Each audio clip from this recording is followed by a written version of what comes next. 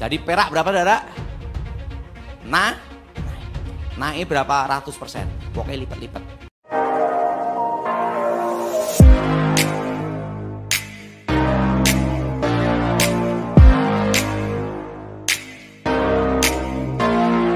Shalom sahabat John Pregado. Senang sekali bisa bertemu kembali dengan sahabat di channel ini. Terima kasih sahabat sudah mendukung channel ini sampai hari ini. Saya berdoa kepada Tuhan, kiranya Tuhanlah yang membalas dan memberkati kita semua. Di dalam nama Yesus yang berkatakan Amin. Silakan duduk. Shalom. Sekarang emas sudah berapa saudara? Nah, siapa yang dulu saya suruh nyimpan emas, beli emas, angkat tangan. Tinggi-tinggi. Ingat komisi 2%. Kan saya nyuruh waktu itu udah tahun lalu bahwa semua minimal tiap bulan untuk beli emas 1 gram. Masih ingat? Ya masih ingat, angkat tangan coba. Nah, wah berarti udah untung banyak nih, berapa kintal. Nah, mari kita buka saat ini dalam Injil Yohanes pasal 20. Ini tentang kebangkitan. Injil Yohanes pasal 20 ayat 24 sampai dengan 29. Injil Yohanes pasal 20 ayat 24 sampai dengan 29. Saudara yang ganjil, saya genap. Tetapi Thomas, seorang dari ke-12 murid itu yang disebut Didimus, tidak ada bersama-sama mereka ketika Yesus datang ke situ.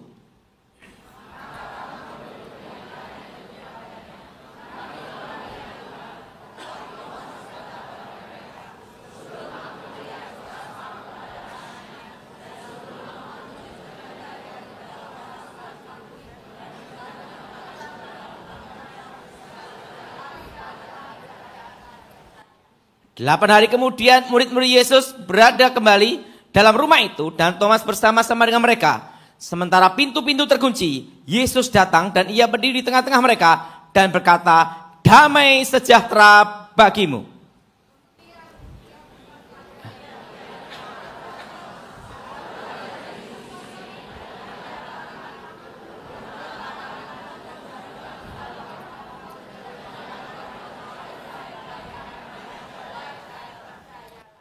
Thomas menjawab dia, "Ya Tuhanku dan Allahku."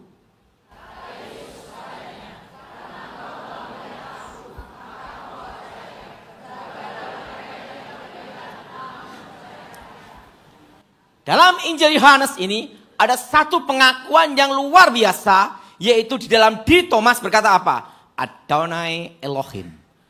Engkaulah Tuhan Allahku. Apa saudara? Engkaulah Tuhan apa? Allah.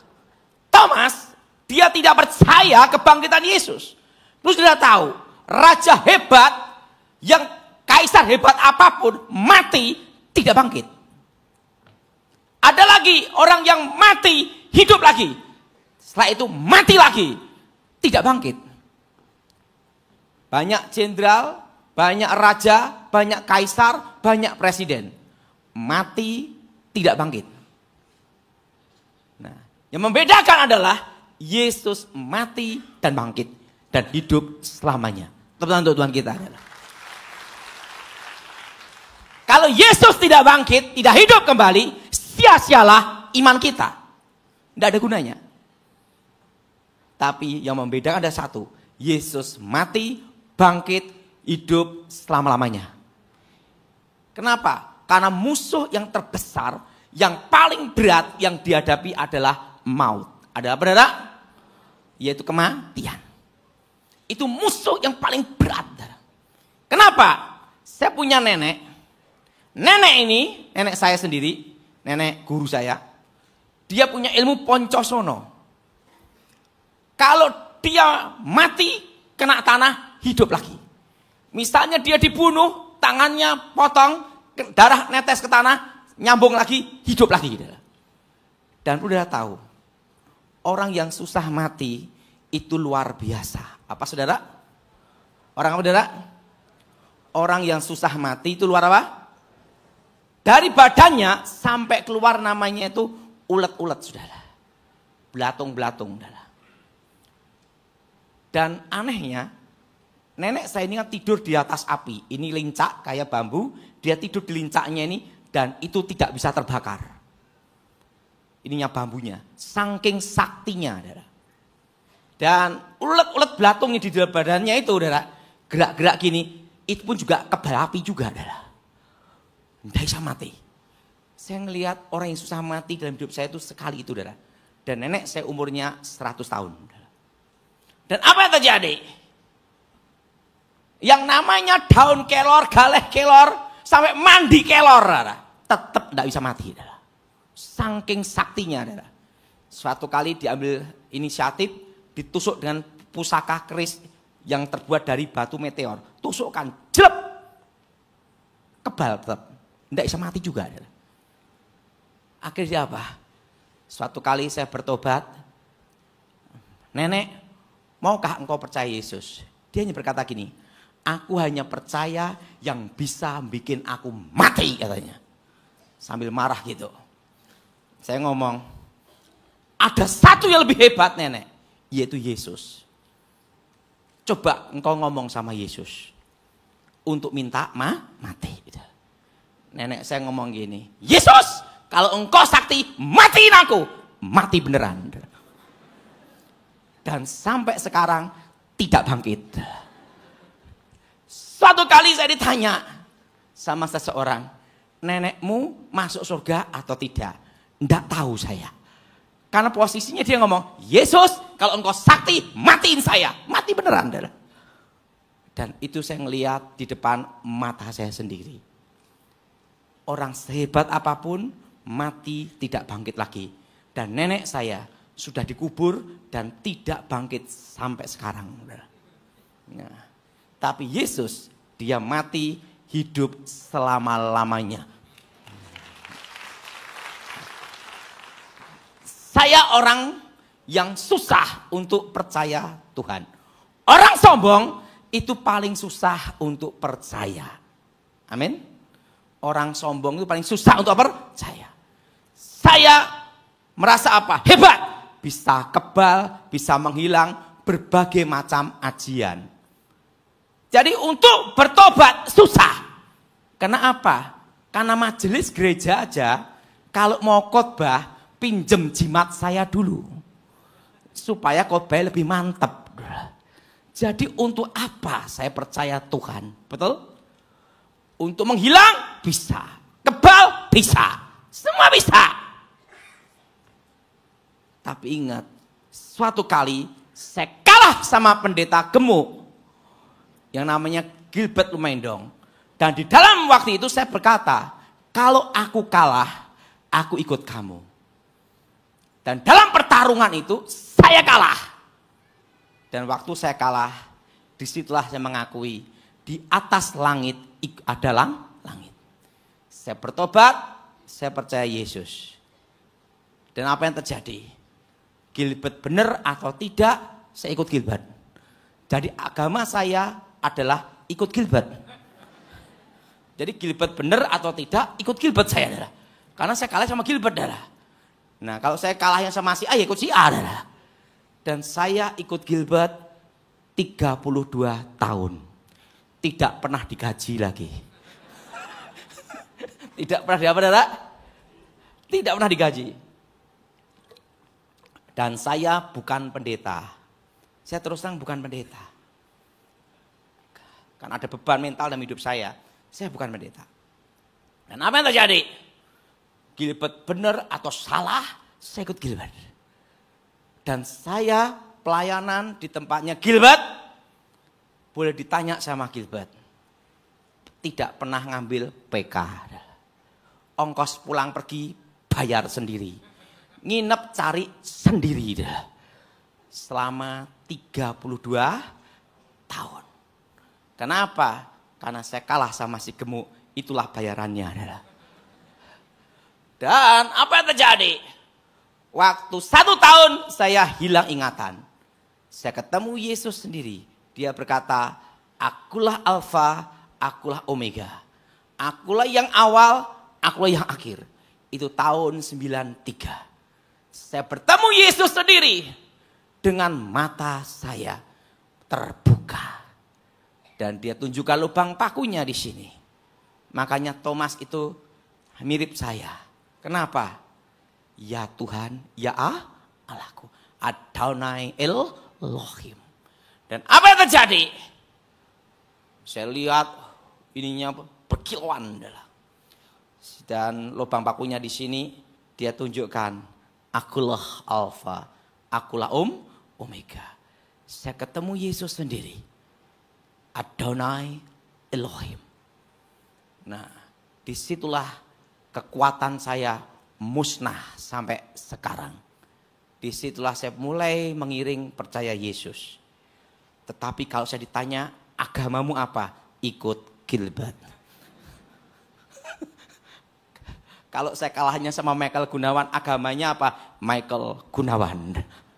Karena saya hanya percaya dan komitmen untuk yang mengalahkan saya. Bahkan almarhum Ibu Ani Yudhoyono, Ibu Presiden, waktu itu berpesan kepada saya, Mas, aku titip untuk 2 anak saya. Mas Ahaye sama Mas Ibas. Karena kita kan disumpah sebagai pengawal presiden.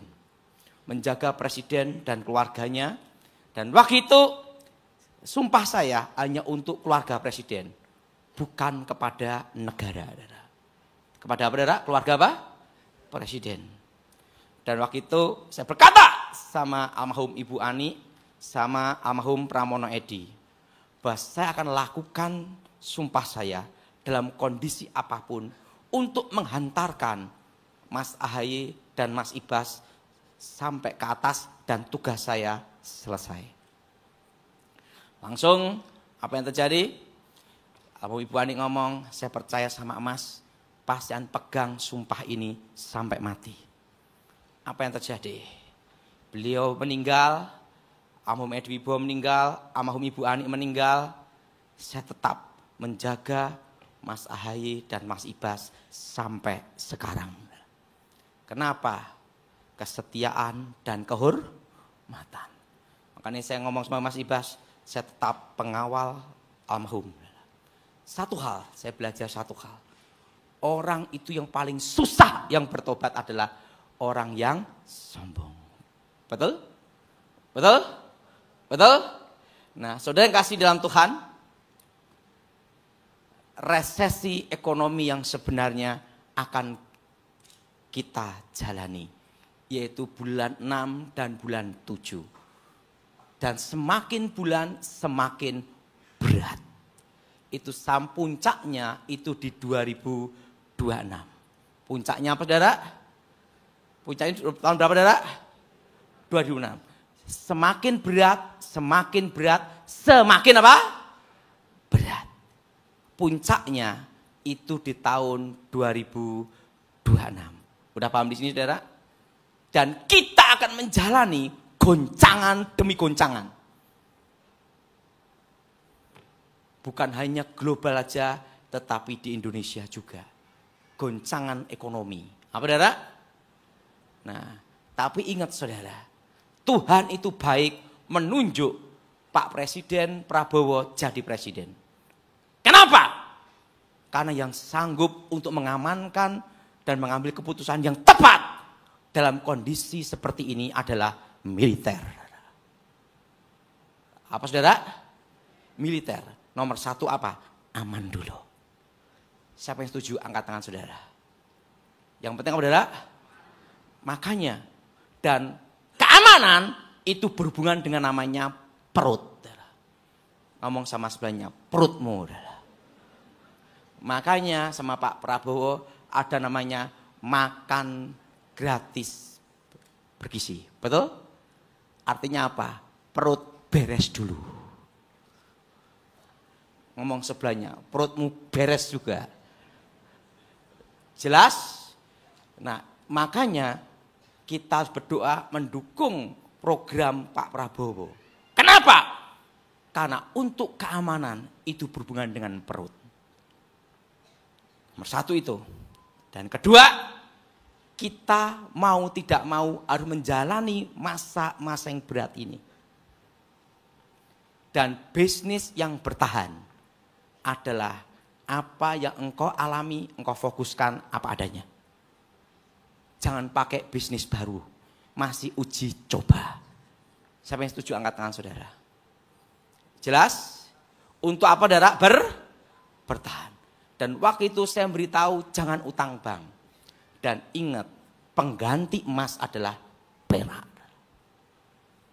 Ngomong sebelahnya, perak. Kenapa? Karena 10 tahun ke depan. Ngomong sama sebelahnya, 10 tahun ke depan. Nanti komponen emas hanya digunakan 30%. Tapi komponen perak dan tembaga lebih banyak. Maka disitulah harga perak akan naik bukan persen tapi lipat saudara. Sekarang harga perak per gram adalah Rp17.000. Berapa saudara? Berapa? 17.000 apa? Rupiah. Untuk naik jadi 150.000 itu mudah. Tetapi emas udah 2 juta, mau naik 4 juta. Ngomong sebelahnya berat. Jelas? Jelas? Jelas? Nanti di masa depan kalau nikah pakai cincin perak. Jelas? Karena ingat, perak nanti, makanya perak dan emas itu disebut uangnya Tuhan. Zaman Tuhan Yesus, zaman Romawi, emasnya apa? Emas dan perak. Betul? Zaman kekaisaran, emas dan perak. Jadi emas dan perak ini akan menjadi nomor 1 untuk seterusnya safe haven di muka bumi ini. Dan US dollar masih bertahan 30 tahun. Dan perlu tahu, nama saya terkenal hanya tinggal 2 tahun. Setelah itu tidak terkenal lagi. Karena itu saya hanya sebagai penyampai pesannya sudah selesai. Yang jadi pertanyaan, sudah tidak terkenal lagi, GSJS ngundang tidak. Karena masa ini tinggal berapa? 2 tahun lagi. Dan saya sudah tidak terkenal lagi. Dan bukan siapa-siapa. Ya, tapi Gilbert ngomong, walaupun tidak terkenal, engkau tetap sama saya. Karena engkau pengikut setia. Jadi Gilbert benar atau enggak benar, salah atau benar, jahat atau baik, saya ikut Gilbert. 32 tahun. Terus saya ikut terus. Dan saya enggak pernah ke kanan atau ke kiri. Karena saya hanya 1 titik aja. Diperintahkan Ibu Ani ini aja. Waktu itu saya perintahnya waktu itu ngomong gini. Mas, untuk menjadi penghubung antara Cikeas dengan Pak Prabowo, kamu hanya 1 titik orang yang harus kamu pegang. Tidak boleh kemana-mana. Tidak ke Syarif Syafudin, tidak kemana-mana. Kamu hanya cukup di 1 nama yang aku perintahkan kepadamu. 1, yaitu Mayor Jenderal Gleni Kerupan. Karena dia yang di sampingnya Presiden Prabowo. Dia selalu ada di sampingnya Pak Prabowo. Dan ingat, Mas harus 1 titik, 1 fokus. Tidak boleh kemana-mana. Karena perintahnya demikian, saya hanya 1 titik, 1 fokus. Sampai 20 tahun, saudara. Baik-baikin dia. 20 tahun saya sama Gleni Kerupan. Saya tidak ke penasihat Gerindra yang macam-macam, enggak. Ke anggota partai, enggak. Perintahnya itu aja saya. Karena 1 aja susah, apalagi banyak. Betul, saudara? Betul? Membina 20 tahun itu susah loh, saudara. Betul? Dan itu saya hanya 1 titik. Dan apa yang terjadi? Jadi sampai sekarang. Nah, makanya pada waktu saya masih bas, langsung ke Mayor Jenderal Gleni Kerupan, Cikeas Gerindra untuk koalisi. Langsung koalisi dalam 3 hari selesai dah. Karena sudah dijalin sudah 20 tahun. Nah, saudara, jadi nanti kita mengalami masa yang berat. Apa saudara? Masa yang apa? Masa yang apa? Masa yang berat itu nanti adalah di bulan 6, bulan 7. Jadi saudara invest yang namanya perak. Peraknya Antam. Siapa yang setuju angkat tangan saudara? Karena untuk beli emas udah 2 juta. Betul? Untuk naik 4 juta itu susah. Siapa yang setuju angkat tangan saudara? Tapi kalau perak dari 17.000 naik 30.000 itu mudah. Karena menyusulnya cepat. Tapi perak di sini bukan perak perhiasan, tapi batangan. Kurang aman untuk perak emas gigi. Jadi apa? Cadangan devisa. Dirimu sendiri. Perlu duit, copot gigi. Jadi perak nanti akan menyusul karena di masa depan 10 tahun ke depan perak ini akan banyak digunakan. Apa saudara? Perak ini apa saudara? Akan apa? Akan banyak apa? Akan digunakan. Perak ini akan banyak digunakan untuk komponen-komponen otomotif. Setelah itu elektro, setelah itu alat-alat kesehatan. Untuk apa? Alternatif pengganti emas. Nah, saudara, makanya disebut uangnya Tuhan. Apa saudara? Jadi uangnya Tuhan itu apa? Perak dan emas. Coba waktu di Kisah Para Rasul. Emas dan perak tidak ada padaku. Tapi demi nama Yesus. Berdiri. Jelas saudara? Zaman dulu. Waktu pemotongan uang. Yang lolos mereka yang punya barang. Emas dan tanah. Betul? Harga properti ini akan stagnan bahkan turun drop itu sampai 2026. Jelas? Sampai berapa saudara? Sampai apa? 2000 apa? 26. Dan 2026 ini masa yang berat untuk kita semua. Saya setuju angkat tangan saudara. Tapi engkau bersama Tuhan. Betul. Tetapi di desa-desa tetap aman. Karena sudah dari dulu resesi. Jadi desa-desa tidak terpengaruh. Jelas? Yang berat itu di kota-kota. Saya masih ingat, mama saya meninggal. Jadi gini saudara, gereja GSJS ini tidak bisa saya lupakan seumur hidup saya. Kenapa? Suatu kali itu di tahun 2018. Itu di tahun berapa saudara? 2000 apa? 18. Di tahun 2018. Di tahun 2018. Di 2018. Waktu itu saya mau khotbah di GSJS. Nah. Tiba-tiba ada suara, ayahmu kupanggil. Wah enggak bisa kan saya mau khotbah gitu saudara. Di GSJS sama di tempatnya kakak angkat saya di Gra Family. Rencana 2 kali gitu saudara. Rencana itu. Waktu itu saya ditelepon. Ayah saya kolap sakit jantung. Tuhan bicara, jam ini hari ini kupanggil dan meninggal. Waktu meninggal, waktu penguburan, ada mama saya waktu itu. Tuhan bicara sama mama saya. Jelas sekali. Tepat 7 tahun engkau kupanggil. Apa saudara? Tepat 7 tahun engkau apa? Kupanggil.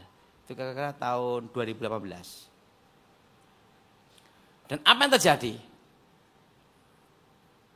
Waktu kubur, mama saya itu semangat melayani.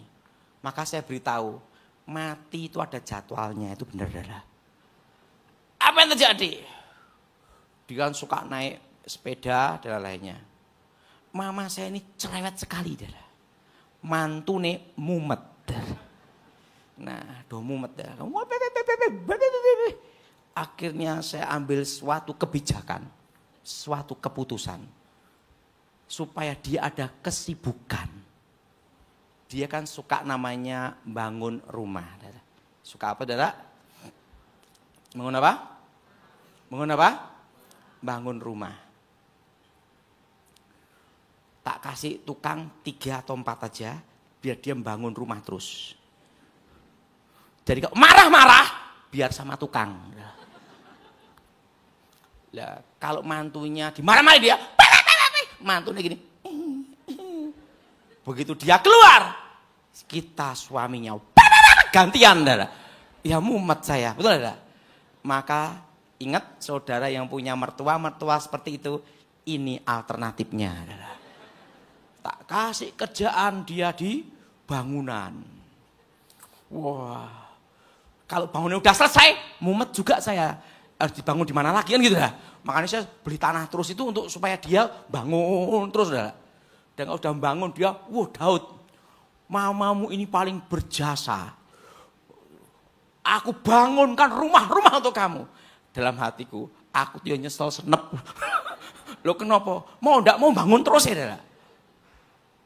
Dari pabrik, dari bengkel, dari ruko, dari rumah, bangun terus, saudara. Jadi kira-kira itu saya bangun rumah itu udah 30 tahun, saudara. Tapi tukangnya 4 tok, saudara. Jadi 30 tahun saya itu penuh pengorbanan. Bangun terus.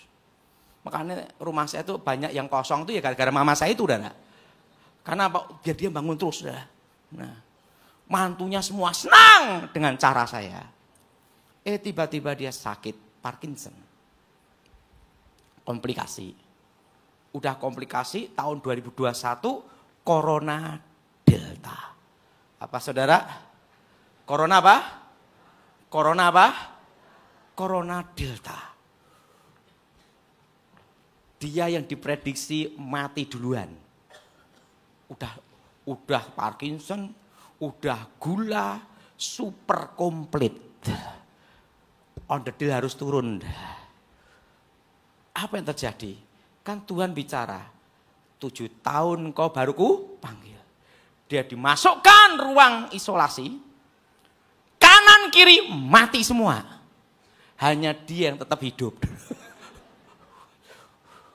Kondisi udah parah pun hidup dia.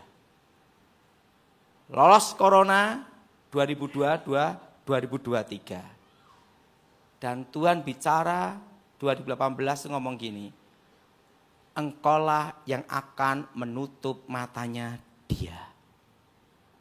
Jadi artinya saya yang akan menutup matanya ibu saya. Apa yang terjadi? Tiba-tiba dia sakit. Just drop. Tapi keluarga tahu 7 tahun. Apa saudara? Jadi saya itu sudah merasakan rasa berkabung itu 7 tahun.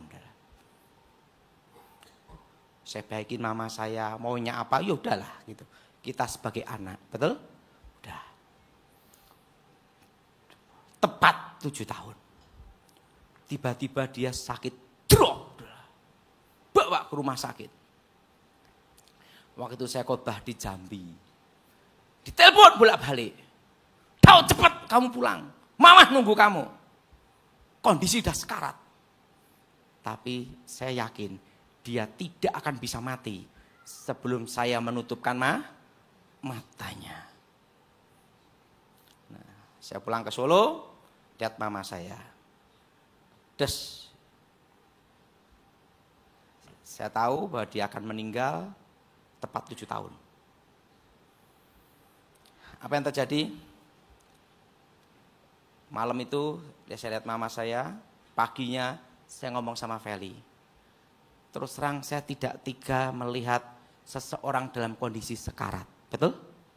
Betul? Betul? Saya ingin melihatnya kondisi langsung check out itu aja. Saya ngomong sama anak saya Feli. Feli, ayo temani papi ada di tempat latihan. Karena saya kan ada latihan militer untuk anak saya sendiri. Cara melatih anak supaya disiplin, punya kemampuan khusus. Latihan, setelah latihan mengguling, itu menghilang gimana, membidik gimana, persembunyian, taktik-taktik gitu. Nah itu, waktu itu rencana saya mau ke Semarang. Pagi itu saya ditelepon, Daud, kamu kemana? Latihan. Ini mama sekarat, latihan. Karena banyak yang nelpon tak matiin dah. Saya fokus ngelatih anak. Das. Ingat, dalam hidup ini yang paling tidak enak itu kalau tahu masa depan sebenarnya saudara. Karena kita tahu apa yang akan terjadi. Seperti saya tahu 2 tahun lagi tidak terkenal. Penyebabnya apa udah tahu saudara. Jadi seperti udah. Itu lebih berat saudara. Karena tahu masa depan. Tuhan yang beritahu. Latihan lari, latihan sembunyi. Udah. Mau latihan ke Semarang, saya ngomong sama Danki. Kita tidak jadi ke Semarang. Kenapa? Ibu saya sakit. Udah. Setelah latihan, langsung ke rumah sakit. Setelah ke rumah sakit, karena saya dikasih waktu sama Tuhan, jam 11:30, tanggal 13 dia aku panggil. 7 tahun tepat. Semua keluarga kumpul. Saya pegang tangannya. Kita nyanyi lagu ini sama-sama adalah. Selamat pagi Bapa, selamat pagi Yesus, selamat pagi Roh Kudus. Terima kasih atas anugerah-Mu. Semalam telah berlalu, ku memuji, ku bersyukur, ku muliakan nama-Mu, Allah Bapa, Putra dan Roh Kudus. Terima kasih. Karena lagu kesukaannya dia itu. Apa yang terjadi? Tangan saya pegang di matanya. Karena yang Maha Kuasa pernah berbicara, engkaulah yang akan menutup matanya. Waktu saya pegang matanya, saya lihat roh mama saya keluar di badannya. Jadi muda lagi. Jadi kita semua yang tua-tua jadi muda lagi. Yang udah keok-keok gini jadi gini. Jadi muda apa? Lagi. Mama saya, pandang saya, nyanyi apa? Selamat pagi Roh Kudus. Dia ngomong sama saya, terima kasih. Des, saya pegang, tak tutup mata, meninggal. Tepat 7 tahun. Ayah saya 2018 tanggal 13. Mama saya 2025 tanggal 13. Selisihnya 1 bulan. Dan ingat, seperti pesan Yang Maha Kuasa, tepat 7 tahun. Dan saya masih ingat, selama 7 tahun itu, hari-hari yang harus saya berikan yang terbaik untuk dia. Jadi saya bergabung selama berapa tahun? 7 tahun.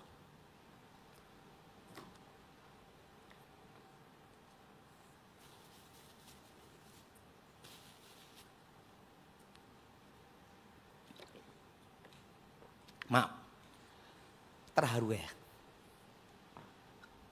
Jadi saudara, kadang Kalau kita tahu masa depan, itu berat. Dan orang tidak percaya sama kita bahwa itu akan terjadi. Betul? Waktu saya berkata, emas akan naik 2 juta. Tidak ada yang percaya. Orang mengatakan gila. Karena waktu saya ngomong, emas masih 900. Betul? Tidak mungkin sampai apa, saudara? 2 juta. Waktu saya berkata, Gibran, Wapres, tidak ada yang percaya. Begitu terjadi, orang percaya. Nah, kalau kita melihat, diberitahu masa depan, kita tahu apa yang akan terjadi. Itu berat. Lebih baik tidak tahu. Siapa yang setuju angkat tangan? Kenapa? Karena saya menjalani sendiri. Selama 7 tahun. Melihat akan meninggal. Dan harus mendampingi. Berat tak, saudara? Supaya berkata berat mengatakan. Kenapa? Kita tahu. Dia akan meninggal. Jadi gimana supaya dia bahagia? Bagaimana supaya dia senang? Itu berat. Dan saya sudah tahu bahwa tahun depan itu lebih berat daripada tahun ini. Ngomong sama sebelahnya, tahun depan lebih berat. Ya, pada waktu saya melihat masa depan, diberitahu tahun depan lebih berat.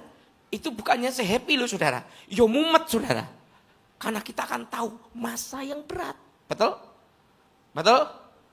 Dan pada waktu saya dikasih tahu ekonomi berhenti, bukannya saya senang, bingung juga bagaimana saya bertahan itulah. Dan jangan utang bank, itu pun juga berat. Bagaimana saya tidak utang, kan gitu.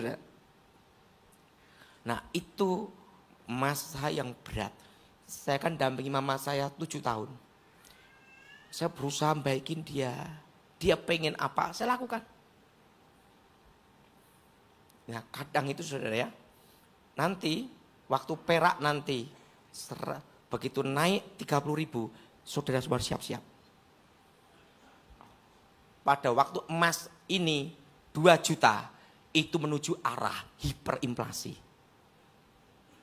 Belum hiperinflasi, tapi arah. Dan saudara semua, Tuhan bicara, engkau pasti bertahan. Jemaat 4 ini semua saudara bertahan. Ingat saudara, bertahan. Ingat satu hal. Tahun ini berat. Saya tahu masa saya tinggal 2 tahun. Dan selama 2 tahun ini akan berusaha banyak menghancurkan nama baik saya. Saya tahu. Dan saya akan selesai dalam 2 tahun. Kenapa? Tugas sudah selesai. Saya sebagai penyampai pesan, messenger sudah selesai. Hanya 2 tahun aja tinggalan. Dan 2 tahun yang akan saya jalanin itu berat. Karena apa? Siap menghadapi. Betul? Apa saudara? Siap apa? Karena masa saya tinggal berapa? 2 tahun. Dan 2 tahun ini saya betul-betul berat untuk menghadapi. Karena setelah 2 tahun sudah tidak dikenal lagi. Bukan siapa-siapa. Karena apa? Tugas sudah selesai. Nah, dalam waktu tugas selesai, perak sudah naik. Dan saya sekarang berusaha ngumpulin perak juga. Ya ganti-ganti kang tau. Betul dah? Betul? Betul? Dan ingat, saat ini jangan utang bank apapun. Atau KPR apapun. Siapa yang setuju angkat tangan saudara? Yang punya utang belum bisa bayar gimana? Stop. Amin? Amin? Bertahan terus. Bertahan terus. Bertahan terus. Sampai selesai. Saya percaya Tuhan punya rencana indah dalam hidup saya dan saudara. Karena tugas saya hanya sampai 2027. sebagai penyampai pesan. Nanti akan ada pengganti saya yang lebih hebat dari saya. Karena saya sudah tahu akan diganti. Nah, setelah saya diganti, artinya tugas sudah selesai. Ganti bukan lihat masa depan, lihat kebun. Ganti lihat apa? Ganti lihat apa? Kebun sama jalan-jalan. Dan moga-moga berharap diundang GSJS lagi. Jadi ingat, ada yang tanya sama saya, Pak, aman tidak sampai 2029? Tetap aman. Tapi ekonomi berat. Ekonomi berat itu nanti Indonesia ini betul-betul pulih ekonomi itu tahun 2032. Tapi tugas saya sudah selesai. Jelas? Berat. Nah, 2032 itulah yang namanya pemulihan ekonomi. Dan 2035 Cina menguasai ekonomi Indonesia. Amin. Amin. Tetapi saya sudah tidak ikut ke sana lagi. Kenapa? Tugas selesai. Karena saya tahu masa depan hanya terakhir sampai 2035. Setelah 2035 kemana? Itu bukan tugas saya lagi. Dan di masa depan AHY Wapres. Ngomong sebelahnya, AHY Wapres. Dan waktu AHY Wapres, itulah tugas saya sudah selesai, amanat almarhum Ibu Ani. Sudah selesai. Misi sudah dilaksanakan. Jadi di masa depan itu, waktu itu Ibu Ani, almarhum Edi Wibowo, saat istrinya Mas Agus, sama Mas Agus. Setelah saya doain, mereka ngomong sama saya. Tugas saya adalah menghantarkan ini sampai terakhir. AHY. Begitu AHY jadi Wapres, tugas selesai. Ada satu hal, waktu saya ditanya, waktu Mas AHY jadi calon gubernur DKI. Saya ditanya, Mas, jadi atau tidak? Menang atau kalah? Itu yang berat dalam hidup kita. Satu, dia pimpinan kita. Dua, kita harus jujur. Betul? Betul? Saya tanya sama almarhum Ibu Ani. Ibu tanya sebagai bawahan atau sebagai teman? Kalau sebagai bawahan, saya berkata siap. Tapi kalau sebagai teman, saya jawab apa adanya. Almarhum Pak Edi Wibowo ngomong apa adanya. Karena kamu di sini diutus untuk melihat masa depan. Kalah. Waktu saya ngomong kalah, bukan ngomong, enggak, udah keluar modal banyak ini. Kalah. Tapi ini akan jadi batu loncatan dia untuk naik. Sekarang jadi menterian. Langsung sama Ibu Ani, kalah Mas, iyo kalah. Langsung Ibu Ani gini, masih ada harapan enggak untuk Mas AHY? Masih. Masa depan Wapres. Itulah kamu saya tugaskan sampai misi ini selesai. Begitu Wapres, tugasmu selesai. Saudara, untuk mengawal sampai misi itu berat, betul enggak? Dan itu saya jalankan sampai sekarang. Mari kita bangkit berdiri saat ini. Jadi perak berapa saudara? Naik berapa ratus %, pokoknya lipat-lipat. Aku mohon kuasa Elohim bekerja, kekuatan Elohim bekerja. Bebaskan dari yang jahat, bebaskan dari kutuk, bebas dari kegelapan. Berkati firman-Mu, berkati misi Tuhan, dan nama-Mu dimuliakan di dalam nama Yesus. Amin. Terima kasih sahabat sudah mengikuti dan menyaksikan tayangan kami hari ini. Saya yakin dan percaya kita pasti diberkati melalui tayangan hari ini. Sahabat, bila diberkati dengan tayangan kami, marilah kita dengan murah hati share video ini kepada teman-teman kita yang lain, agar mereka juga tidak kehilangan informasi dan mereka juga diberkati. Diberkati untuk memberkati. Sahabat John Pregador, banyak sekali pelajaran yang kita bisa ambil dari sesi hari ini. Catatlah baik-baik poin-poin yang telah disampaikan, simpan dalam hati, dan diaplikasikan dalam kehidupan sehari-hari. Saya yakin dan percaya itu bisa menjadi pelajaran dan rema buat kita, sekaligus membuat kita bijaksana dan bertanggung jawab dalam menjalani kehidupan ini. Sahabat John Pregador, apapun yang terjadi dalam kehidupan ini, tetaplah percaya kepada Tuhan, bersandar kepada Tuhan, pegang firman Tuhan. Karena firman Tuhan adalah pedoman hidup kita yang menuntun kita kepada jalan yang benar, yang membawa kita kepada keselamatan yang kekal. Jadi sahabat, mari kita mempergunakan waktu ini sebaik-baiknya. Selama hidup, selama masih diberikan kesempatan untuk berkarya, mari kita beri yang terbaik kepada Tuhan. Karena dalam hidup ini, di kekalan, Tuhan telah sediakan 5 mahkota bagi mereka yang taat, setia, dan melakukan firman Tuhan. 5 mahkota telah Tuhan sediakan. Apa saja itu? Pertama, mahkota abadi. Diberikan untuk melatih pengendalian diri dan berjuang untuk menjadi yang terbaik yang Anda bisa untuk Tuhan. 1 Korintus 9 ayat 25. Tiap-tiap orang yang turut mengambil bagian dalam pertandingan menguasai dirinya dalam segala hal. Mereka berbuat demikian untuk memperoleh sesuatu mahkota yang fana, tetapi kita untuk memperoleh suatu mahkota yang abadi. 2. Mahkota kemegahan diberikan untuk memenangkan orang lain bagi Kristus.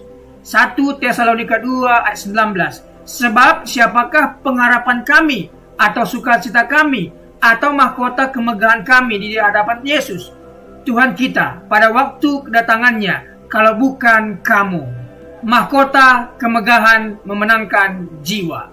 3. Mahkota kebenaran diberikan untuk yang merindukan kedatangan Kristus. Dia tetap setia dan tidak meninggalkan Tuhan. 2 Timotius 4 ayat 8. Sekarang telah tersedia bagiku mahkota kebenaran yang akan dikaruniakan kepadaku oleh Tuhan, Hakim yang adil pada harinya. Tetapi bukan hanya kepadaku, melainkan juga kepada semua orang yang merindukan kedatangannya.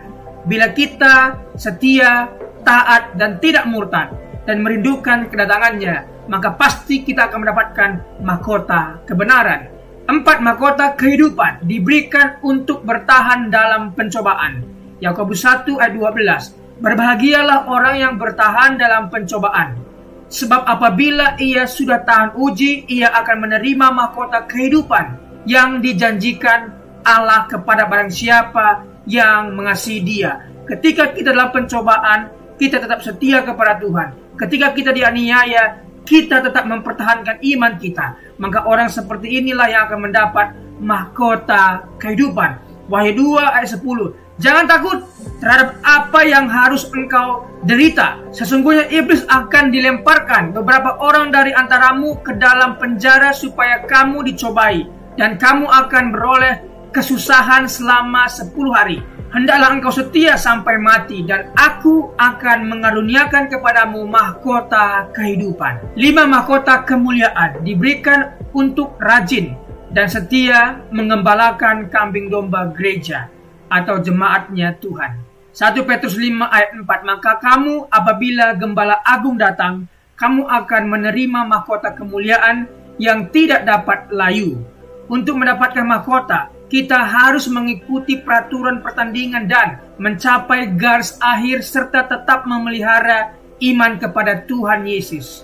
2 Timotius 2 ayat 5. Seorang olahragawan hanya dapat memperoleh mahkota sebagai juara apabila ia bertanding menurut peraturan-peraturan olahraga. 2 Timotius 4 ayat 7. Aku telah mengakhiri pertandingan yang baik, aku telah mencapai garis akhir, dan aku telah memelihara iman. Wahyu 3:11. Aku datang segera, peganglah apa yang ada padamu, supaya tidak seorang pun mengambil mahkotamu. Sahabat John Pregador, ada berita yang indah buat kita, bahwa ketika kita percaya sungguh-sungguh kepada Tuhan Yesus, tersedia 5 mahkota yang Tuhan sediakan untuk kita, yang mana yang layak kita terima. Selama hidup, kerjakan bagianmu, layani Tuhan, beritakan firman, dan menangkan jiwa. Maka engkau akan pasti mendapatkan salah satu mahkota ini. Sahabat, apabila engkau dalam kesusahan, ingatlah firman ini. Marilah kepadaku semua yang letih lesu dan berbeban berat, aku akan memberikan kelegaan kepadamu. Pikulah kuk yang kupasang dan belajarlah kepadaku, karena aku lemah lembut dan rendah hati, dan jiwamu akan mendapatkan ketenangan. Diberkati orang yang mengandalkan Tuhan, yang menaruh harapannya kepada Tuhan.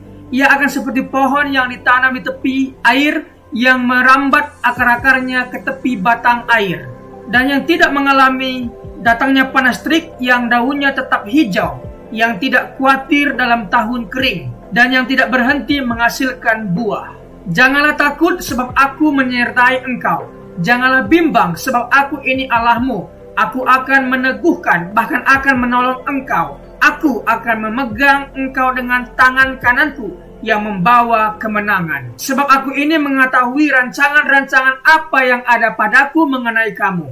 Demikianlah firman Tuhan, yaitu rancangan damai sejahtera dan bukan rancangan kecelakaan, untuk memberikan kepadamu hari depan yang penuh harapan. Tuhan memberkati engkau dan melindungi engkau. Tuhan menyinari engkau dengan wajahnya dan memberikan engkau kasih karunia.